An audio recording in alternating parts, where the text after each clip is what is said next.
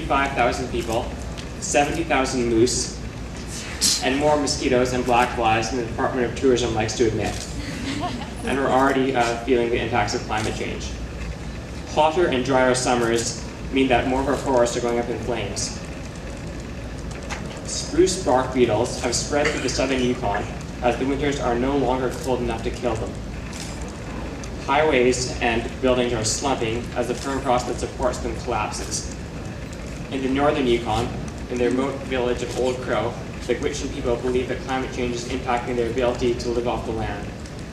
Thinner ice, changes in wildlife patterns, and tundra ponds that are drying up mean that they must rely less on their traditional food source of wild meat and more on food that is flown up to their community, food that costs 5 times as much as food in the rest of the country. And so now Audrey's going to talk about some of the impacts of climate change in the rest of the country. Bonjour. Effectivement, les impacts des changements climatiques ne se font pas seulement sentir au nord du Canada. Moi, je viens du sud du pays, dans la région de Montréal.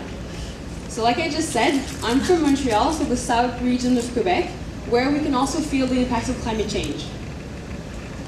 For example, this summer, we really felt it. We were affected by the heat island effect, but also consecutive heat waves. There was people that were, yeah, for sure, enjoying the warm weather. However, it was not that funny when people started dying.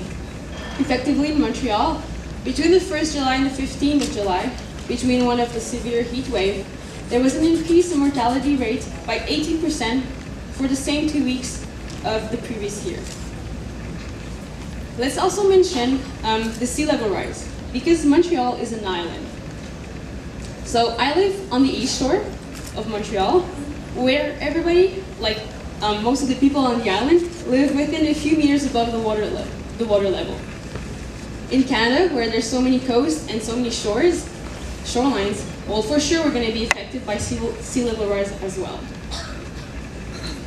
And let's talk about winter. Well, which winter? In the next few decades, the average temperature in winter is supposed to increase by 4 degrees Celsius. I might as well forget about showing later in the future my kids how to snowboard, because there's not going to be snow anymore. With this increase in temperature, there's expect to be more freezing rains. Might as well put some skate blades under our car. So why does Canada have such a bad record on climate change?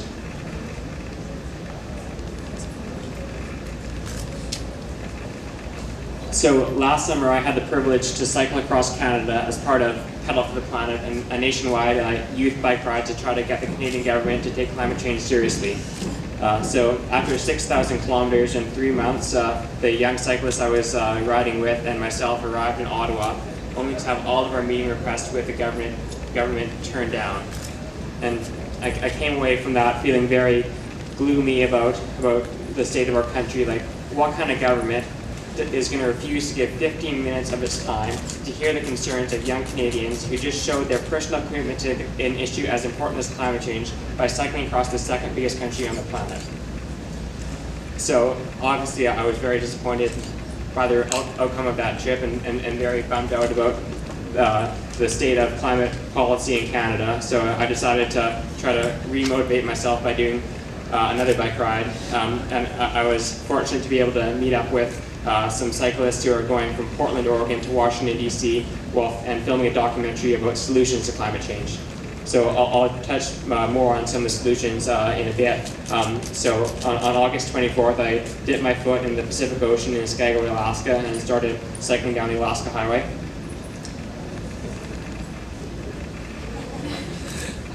And for 5 days, I cycled through the oil and gas fields in northern BC. I always had to be swerving off the road to avoid getting run over by trucks carrying oversized loads of oil machinery, and had to gag as I cycled through stretches that reeked of sour gas. And it was bad enough in northern BC, which is on the edge of the massive series of oil fields that stretch across northern BC, Alberta, and Saskatchewan. I couldn't imagine what it would be like to be in the tar sands, the heart of dirty oil production in North America.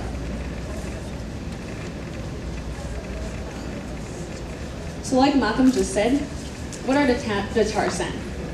This is a mega industrial project in northern Alberta, which is responsible for most of the GHG emissions in Canada. This was one of the reasons why Canada is actually one of the biggest GHG emitter in the world. By 2020, it is expected that this industrial extraction of bitumen will actually be responsible for the 90% increase of GHG emissions. But it's not only about climate change, it's also about affecting and polluting the pristine environment in the area. There's about 11 million liters of contaminated water that leaks every day into the environment. There's a picture here of a fish that actually has been impacted by such pollution in the area. But it doesn't only affect the environment, but also the human population, especially the ones living downstream the tar sands. So for example, some of the indigenous communities. I would like to mention also other source of GHG emissions, because the problem is not only about the tar sands, it's also about transportation. For example, our meal in Canada will travel about 2,000 kilometers before arriving just in front of us. But it's also about our transporting system in general and how it works. In Canada, we have cold winter, so for sure we have to heat our houses. However, this is also contributing to climate change, and the bad record on energy efficiency and insulation influences also the country's GHG emissions. So we know that our country is not necessarily having a strong leadership, a climate leadership, but we're not going to focus on that. We want to present some solutions, because youth in Canada decided to step up and not to give up on our planet. So we decided to take the matter in our own hands. So that's why we're here today as part of the Canadian Youth Delegation. We are 29 youth from Canada, from all over the country, that decided to come and present our perspective and our views on climate change, to put our message out there and say to our government that we want them to take action. The Canadian Youth Delegation is part of the CYCC in Canada, which is a regroupment of a coalition of different organizations, youth organizations, on climate change. They contribute to create this climate youth movement in Canada, to take actions, to put pressure on our government, and also to engage other youth into this climate movement. In 2009, there was an event organized on Parliament Hill in Ottawa called Power Shift, which gathered youth from all over the country to take action and spread our message out there to the government, to say that we want to see a bill on climate change, that we want to see some actions, because it's our future that is being played, especially in such conference like COP16. Another example would be in Montreal last year. There was a climate camp organized, which was a platform for discussion, for workshops, for presentations, for people to learn and feel that they are part of the solution, because we are the one facing the climate change, and we are going to be facing it in the future. So we are trying to engage as much people as possible, some other youth, to be part of this movement. Another example would be sustainable campuses, because there's a lot of actions going on in schools, high schools, university campuses by students. This example from the Sierra Youth Coalition is a program in high schools by youth, for youth, to engage young environmental leaders. Another example would be on my own campus at McGill University in Saint Anne of Bellevue in Montreal, where there's a project for student community gardening, organic gardening, because the solutions are in our own hands. So it's just to step up and start applying them.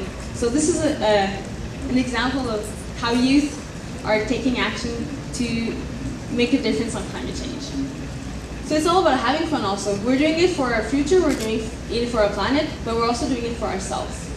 So here's an example of students that were actually gathering together to ask for clean energy. I'm now going to pass on to Malcolm. Thanks. So I also believe that governments will follow only when enough citizens take the lead, and I've been very proud to be part of the youth climate change movement in Canada and in the Yukon. And here in this slide is an example of one of the things that's going on in the Yukon. Every summer, a couple dozen motivated young Yukoners get together to analyze the Yukon government's climate change policy and to provide recommendations for a government. Also, my school was one of the high schools that was spearheading a lot of actions leading up to the conference in Copenhagen.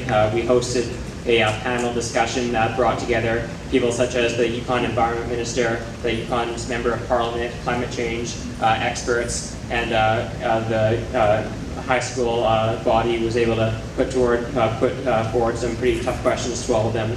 My high school and a couple others also teamed up to do a massive die-in for climate leadership when we all sprawled on the ground, frozen ground like we were dead in front of the federal building with gravestones above us that said dying for climate leadership, and also tried to portray the impacts of climate change on the north by getting a ice carving of the earth and lighting a fire underneath it.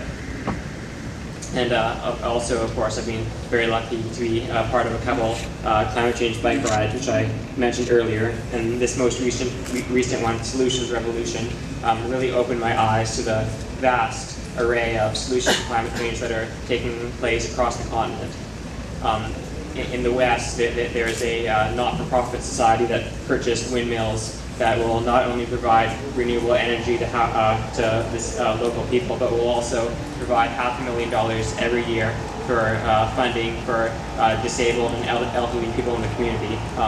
In Chicago, I toured an abandoned meatpacking plant that is going to get turned into a vertical farm that's going to provide local food for